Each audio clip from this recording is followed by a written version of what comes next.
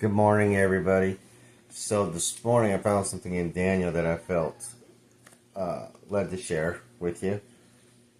It's in chapter 4, and I'm going to be reading verses 30 through 37. So, backstory real quick.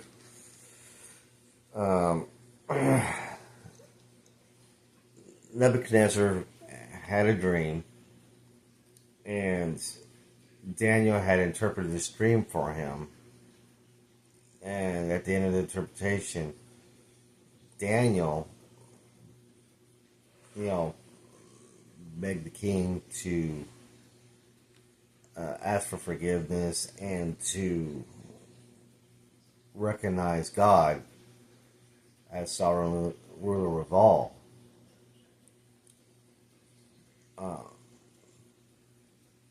So that his dream may be delayed or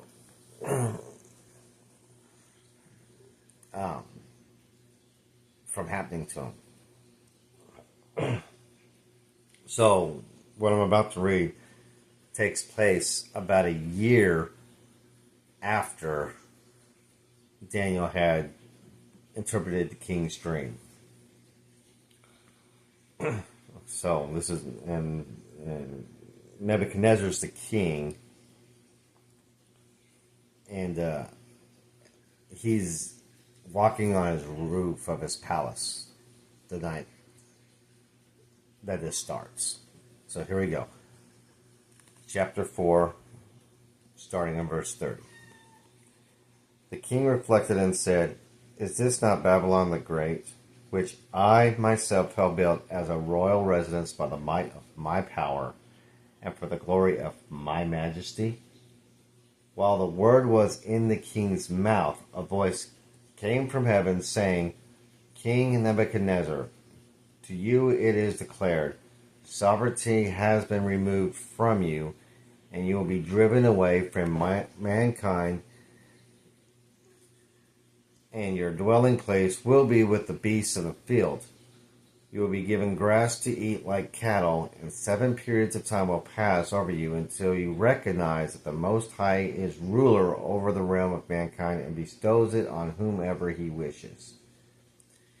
Immediately the word concerning Nebuchadnezzar was fulfilled, and he was driven away from mankind and began eating grass like cattle, and his body was drenched with the dew of heaven until his hair had grown like eagle's feathers and his nails like birds' claws.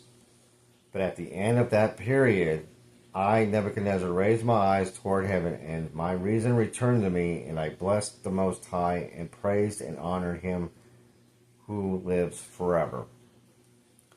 For his dominion is an everlasting dominion, and his kingdom endures from generation to generation. All inhabitants of the earth are accounted as nothing, but he does according to his will in the host of heaven and among the inhabitants of earth, and no one can ward off his hand or say to him, "What have you done?" At that time my reason returned to me, and my majesty and splendor were restored to me for the glory of my kingdom, and my counselors and my nobles began seeking me out. So I was reestablished in my sovereignty, and surpassing greatness was added to me. Now I, Nebuchadnezzar, praise, exalt, and honor the King of heaven, for all his works are true and his ways just, and he is able to humble those who walk in pride.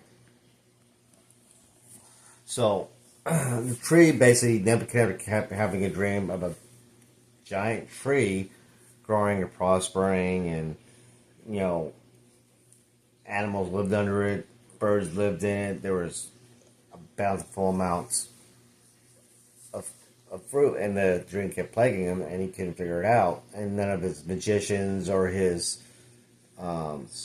spiritualists or psychics or whatever, conjurers, none of them could figure out what the dream was, but Daniel was able to, and Nebuchadnezzar knew it, and so Nebuchadnezzar asked Daniel to interpret the dream, and Daniel was shocked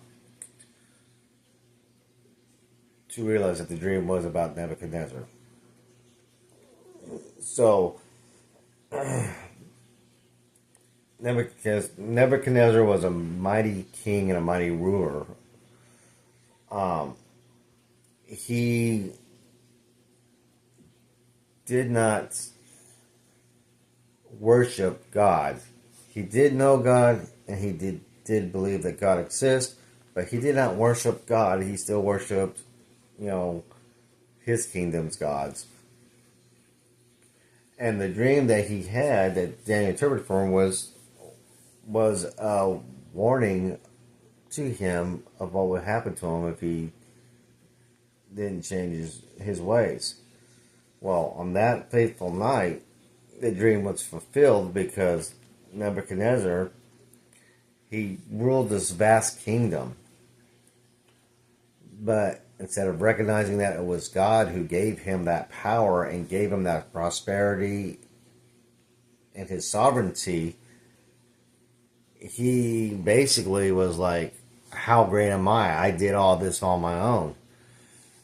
And when it came to that point where he thought he was a god himself,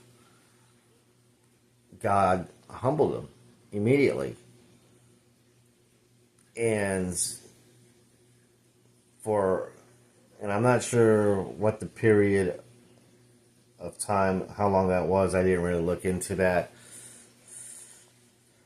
But if I had to guess, I don't know, maybe 7 years. I would have to really look into it to see exactly how long that the period was for the 7 periods. But Nebuchadnezzar, during that humbling time where he's out there in the field eating grass with cattle, completely lost his mind. He realized that there, after that time, that God was the one who gave him his power that he has on earth. God was the one that granted. Excuse me. God was the one that granted him his sovereignty, his kingdom, and everything. And from that moment on, Nebuchadnezzar believed and worshipped God, and recognized that God was the God of all mankind, of all the realms, and there is no one under him. So this is really a stark warning to those who those who are in power of or in roles of position of leadership,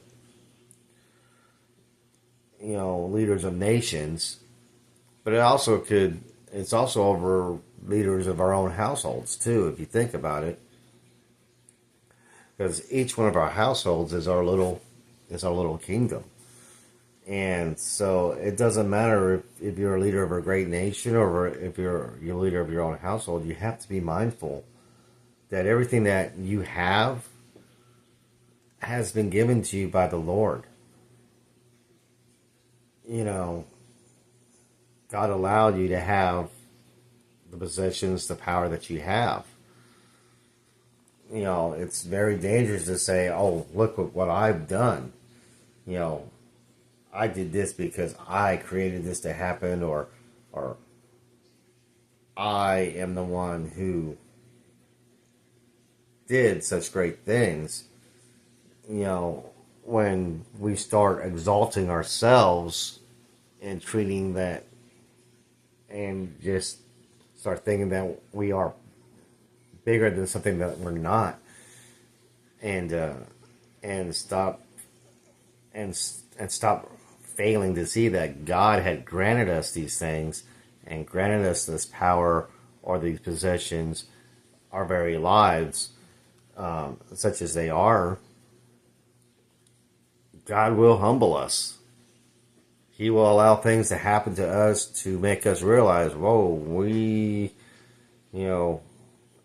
aren't as mighty or as great as we think we are. And you can go about two ways during the humbling process. You can either go the way of getting angry at God and just continuing down that downward spiral to oblivion, or you can be like Nebuchadnezzar, realizing, oh, I messed up. God is the one who allowed me to have all this stuff. God is the one who put me in this position. So, and start doing worshiping God, and then, allow God to work back into your life, and He very well may give you back, and then more than what you had before. Basic lesson is humility. You need to be humble. You need not to exalt yourself up, thinking that you created and did everything, when actually it was God that allowed it to happen to you, or God did it for you. So, anyways, I love you guys, and I will see you tomorrow. Have a blessed day. Bye.